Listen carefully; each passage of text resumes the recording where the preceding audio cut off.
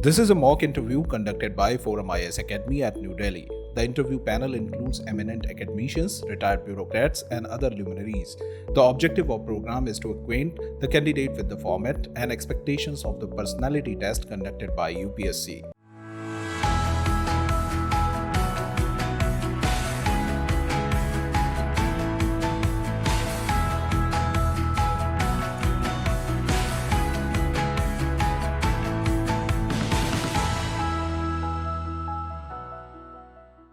Let us begin with a couple of questions, Preeti. Yes, sir. Can you begin by introducing yourself to me? So my name is Preeti. I was born in Bihar, but I've grown up largely in Delhi. I'm a political science graduate from Miranda House, University of Delhi. And presently I'm in the IRS, Customs and Indirect Taxes, including GST. I joined service in December 2022. Sorry. Preeti, what is the reason that Bihar has remained backward according to you? Do you agree that Bihar has remained backward? Yes, sir. Bihar has remained backward in a number of parameters, including both economic and social, whether it is the economic growth and how it fares compared to other states, as well as social indicators like IMR, MMR. It is backward in that sense. Not culturally, though. I think, sir, culturally it is very rich and it has a lot to offer. So it has remained backward because of some legacy issues starting from the colonial period, where one saw that because the colonial movement was more active in the eastern India, budgetary allocations were lower. Secondly, the zamindari system that was introduced, the permanent settlement, that reduced the incentive for farmers to innovate and increase productivity. And so after independence, we had the freight equalization levy that stymied the growth of industrialization in Bihar. And later we also had issues of governance and corruption and so on. So, sir, a host of these issues kept Bihar backward over the years. But, sir, in the last couple of decades, it has shown a growth rate of over 11%. And we are seeing a growth of Bihar on various indicators. Why do people from Bihar move to Delhi? So there are multiple causes of migration. One of the, some of the most important causes are better economic opportunities in Delhi, especially since there are less industrial opportunities in Bihar. And secondly, sir, education is... I'm afraid you will have to slow down. So why do people from Bihar migrate to Delhi? So there are multiple reasons for migration. One of the major reasons is economic, whether it is for high-end jobs or it is for people in the middle class and lower middle class, because industrialization is low in Bihar. So people come out of Bihar looking for jobs. Second, sir, is also education opportunities, which is a major pull factor. Why don't you have education amenities there? Yes, sir. In Bihar? Yes, sir. Sir, a problem with educational institutions in Bihar is that of perception. Even though we have worked a lot on quality, perception-wise, one always thinks that education is the vehicle for social mobility. And if one can provide the best kind of education to the kids, then parents are ready to spend the extra money to send them to Delhi. So, sir, that is one. And I think that these are the two major reasons. And since my marriage is also one of the major factors of migration, so I'm sure that also plays out in the migration from Bihar. You've been working in the customs and excise, so Yes, that sir. is revenue service. Tell me, we see that states such as, through the GST data was going through, Yes, I sir. saw that interestingly, while southern states and Maharashtra, for example, is a provider of services as well as has some industrial base. UP also has some districts, but I saw that GST collection from UP was among the highest. It was the second highest. Yes, sir.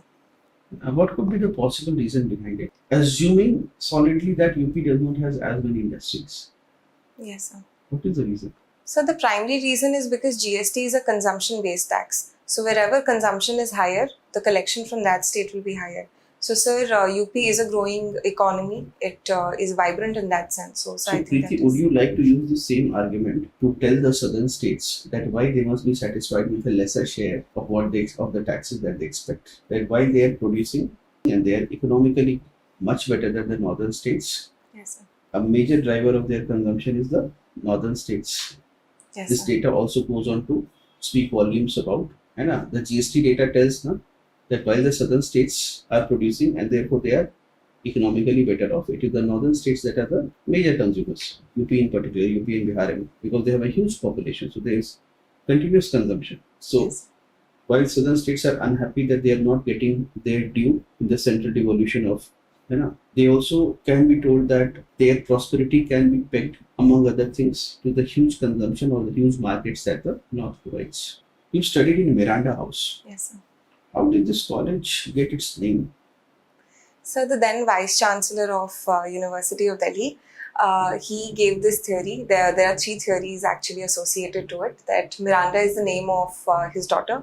Miranda is the name of his favorite actress, as well as the protagonist of Shakespeare's play Tempest. And it is suggested that the kind of qualities that she had, that an ideal woman should have. So those are the three proposed ideas that why it's Miranda. And so it is House, Miranda House, because it was the first residential college of University of Delhi.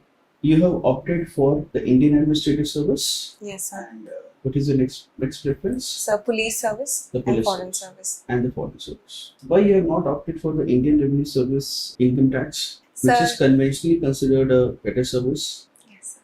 So in what I could understand out of the two services, I felt that customs and indirect taxes has a lot of diverse opportunities, has a few... Why does it have diverse opportunities? So because it comprises of three main pillars, including customs, GST, as well as narcotics. So amidst these three spheres... Which laws administration does the IRS IT deal with? So the Income Tax Act. And which primarily. laws come under the ambit? So the GST Act, the Customs Act of 1962, the Central Excise Act, as well as the various powers under the NDPS Narcotics Act. Preeti, so Revenue Service Enforcement Directorate has a lot of officers, in fact primarily consisting of revenue service officers. Yes, sir. Tell me, there is a concern that this agency is working in a biased manner? What is your opinion on this? It is working as a political tool. So the ED does have officers in deputation from our department as well.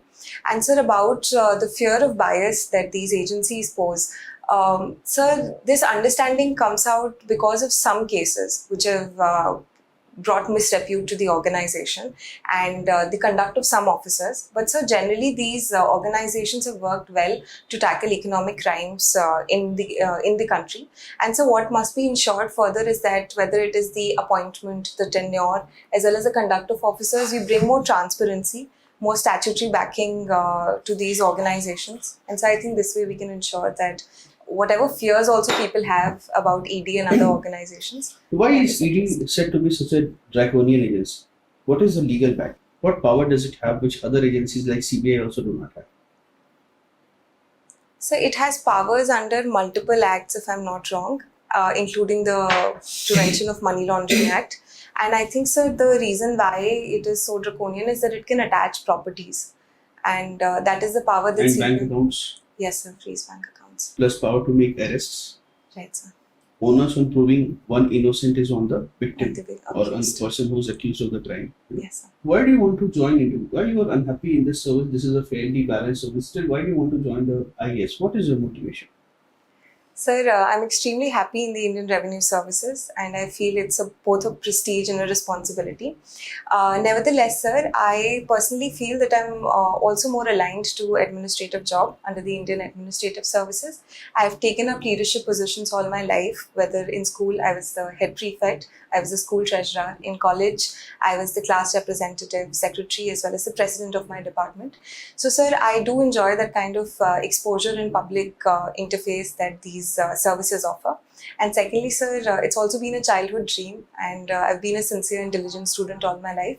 So, sir, given the opportunity for rank improvement, I thought that I should make use of that opportunity. Alright, Preeti, your interview is over. Thank you, sir.